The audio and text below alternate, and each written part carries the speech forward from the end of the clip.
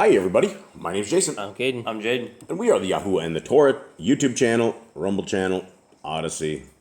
You can find us all over the place. And we thank you guys very much for sitting around. We had a lot of people that actually listened in to yesterday's, which was 2 Kings 6. And it was interesting because we are a channel that has 30-some thousand subs. And most of the people are here for music. And most of the people are not interested in what the word of our Creator says. Most people have no idea and it just doesn't really apply to them or their lives. And so that's where this channel is very interesting, because with all 30-some thousand subs and 0 people really looking in, we had 60 people yesterday, and that was up from what we usually have when we do these little readings. And so these are very amazing readings. These are the word of our Creator. We are the family who believes that not only is the laws, statutes, and commandments found in the first 5 books of Scriptures the rules and regulations for all times, but we believe that our Messiah did not come to get rid of anything. He did not come to get rid of the Torah. He did not come to make unclean food cling. He did not come for, taking out what his father had told him to wield and what he told his son to show and to walk properly.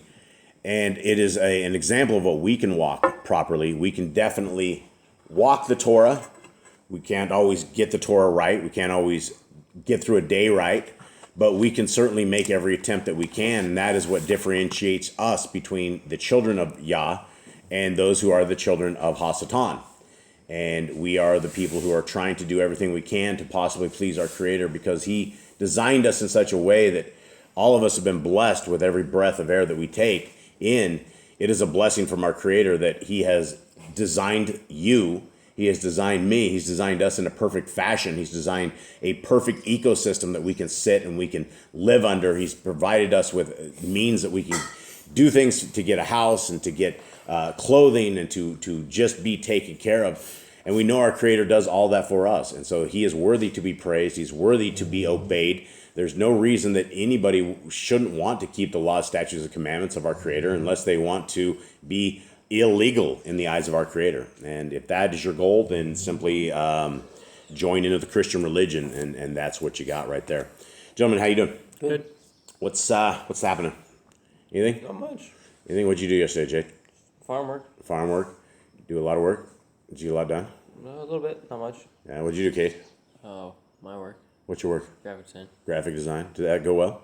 Yeah. Everything good? Yeah. All right, guys. What you're looking at right here is you're looking at Yah Scriptures. Yah Scriptures is the greatest English translation that has ever been provided to us. I believe that with all my heart, mind, and soul, because this is basically 3 different styles of Scriptures and a whole bunch of other ones that have been put together, and they've been actually proofread, and they've been corrected, and they've been fixed. And so there is thousands of fixes from what these were originally to what they are right now, and they are floating over to us right now.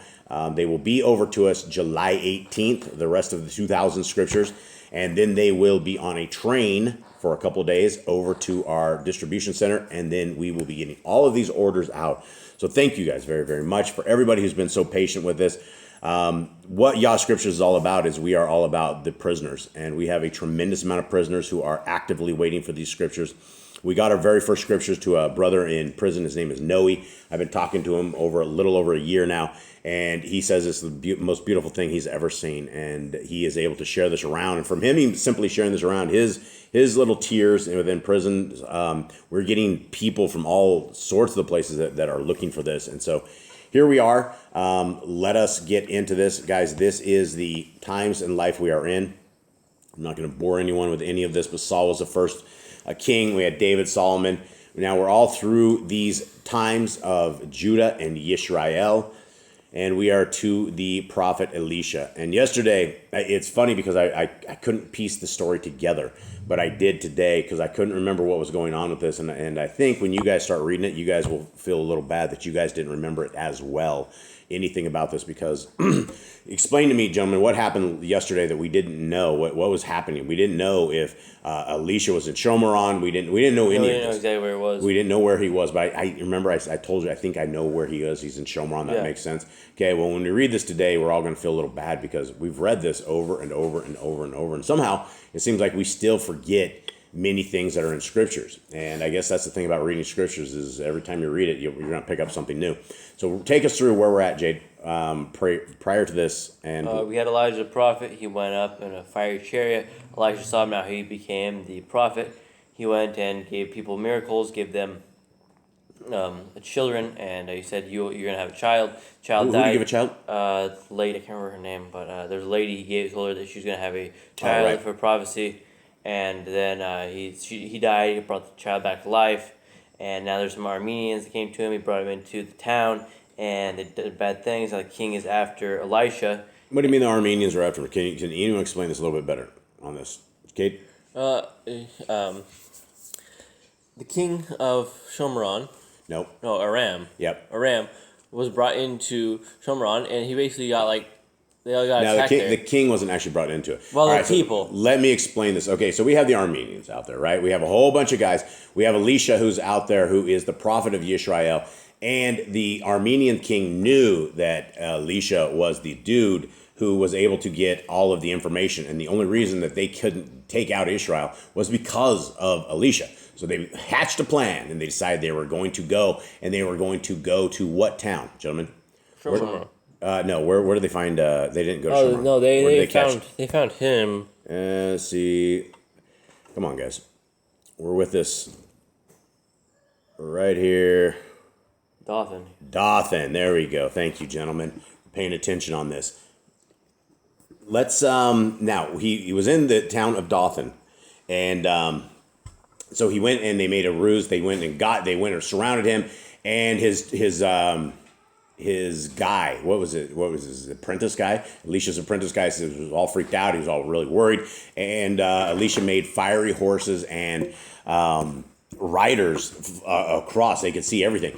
And so what Elisha did is he made everybody blind in Dothan. And he took them and he walks them into the town of Shomeron. And basically what they do is they were all trapped. They were basically, instead of killing them, they let them go. And then after that, the Shomeron was attacked. And what happened was everybody in Shomeron, there was no food. And so people were eating their babies. There was no hope. And it's basically over to the point where they were literally eating their own flesh. And who was it? I can't remember the gal. Dang it. I have a bad memory. But she was talking about cannibalism and how when she was having a baby, Sarah, I believe, Sarah Baker. When she was having a baby, and she didn't do this, but when she was having a baby, I guess she had the option to eat the baby's placenta after that. And I've heard of that before. And she mentions that's probably cannibalism. And I'm like, yeah, that's probably definitely cannibalism. If not, you're definitely breaking what Torah commands: blood, probably unclean food. 100% unclean. Well, that's the thing is it's not actually in Leviticus 11, and because I feel like that it was like common sense. Right? Yeah, that would be common sense, but then we have entire tribes that they live off people of that sort, and so anyway, it's a wild world. So here we are. The town is being surrounded. Their lives are just about over, and 2 Kings 7 starts like this. And Elisha said, "Hear the word of Yahuwah. Thus said Yahuwah, about this time tomorrow, a seah of fine flour for a shekel and 2 seam of barley for a shekel at the gate of Shomeron." Now, does that make anyone ring your bells? Do you guys remember the story? Mm-hmm. You guys remember this now, Jade? I think so. Okay, yeah, because this is a huge story. Okay, 2. And an officer on whose hand the sovereign leaned answered the man of Elohim and said, "Look, if Yahuwah is making windows in the Shamaim, shall this word come true?" And he said, "Look, you are about to see it with your eyes, but not eat of it." And there were 4 leprous men at the entrance of the gate, and they said to each other, "Why are we sitting here until we are dead? If we shall say, 'Let's go into the city,' the scarcity of food is in the city, and we shall die there. And if we sit here, we shall die. And now come, let us surrender to the army of the Arameans. If they keep us alive, we live. And if they kill us, we shall die." So at twilight they rose up to go to the camp of the Arameans. And when they had come to the outskirts of the Aramean camp, look, no one was there. For Yahuwah had caused the army of the Arameans to hear the noise of chariots and the noise of horses, the noise of a great army. And they said to each other, look, the sovereign of Israel has hired against us the sovereigns of the Kittites and the sovereigns of the Mitzrites to come against us. So they rose up and fled at twilight and left the camp as it is, their tents and their horses and their donkeys, and they fled for their lives. And when these lepers came to the outskirts of the camp, they went into the tent and ate and drank, and took from their silver and gold and garments, and went and hid them. And they came back and went into another tent, and took from there, and went and hid it. Then they said to each other, we are not doing right. This day is a day of good news, and we are keeping silent. And if we wait until morning light, then wickedness shall come upon us. And now come, let us go and inform the house of the sovereign. All right, so a bunch of like great news, right? A bunch of like these guys had just hit the jackpot. Just ran away, yeah. Yeah, everybody's there. They have all these tents. Every single tent has everybody's stuff that's sitting there, getting ready to, it was ready to keep everybody alive, and now it's going to keep the lepers alive. Okay, what do you think about lepers taking off with all the stuff beforehand, hiding it? It's a good idea. Would you guys do that? No.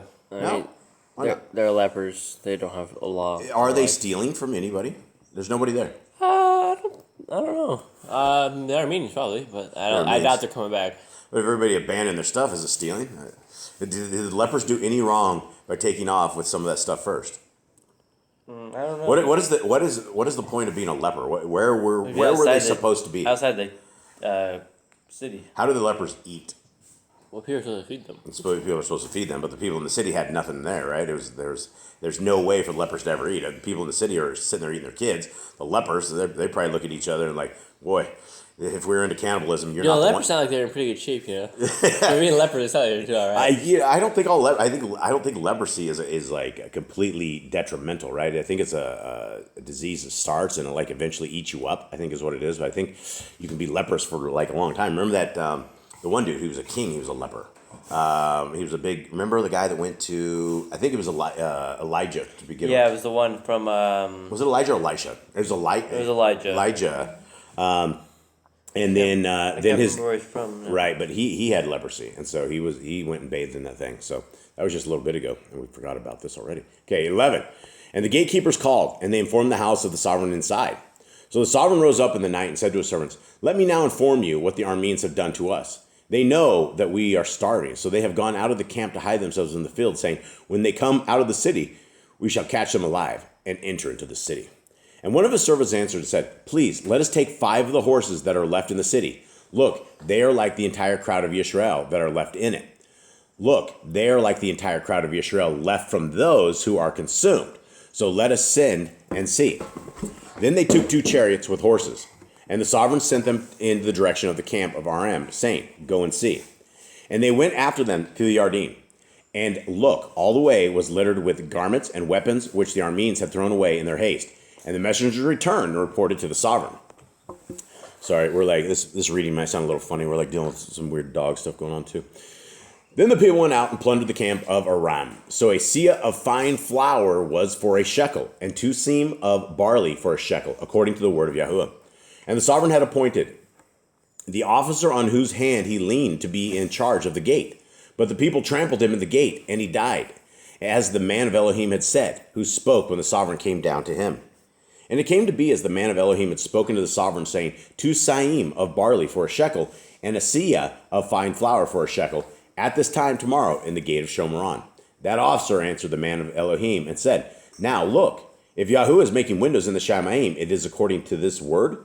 And he had said, "Look, you are about to see it with your eyes, but not eat of it." And so it came to be for him, for the people trampled him at the gate, and he died. All right. So did this guy die because he had a lack of faith? He was laughing at Elisha. People that mock Elisha seem to just die. Send the bears. Yeah, Elisha put up with a lot of stuff. All right, so there we have it. So now we understand what we didn't remember as of yesterday, that Elisha was in this town of Shomeron. He was in there defending it. That's why this guy wanted to lop Elisha's head off yesterday, because he was really mad at the prophet because they're all starving to death. The lady had eaten the baby. He goes, "This isn't right. Take the head of Elisha off, because this dude obviously doesn't know what he's doing." Right? That's what he said. And so this is where we are now. Okay, I guess that's that, everybody. Thank you guys very, very much. We hope you have a wonderful day. Thank you for being a part of this family, and we are out. All right, shalom.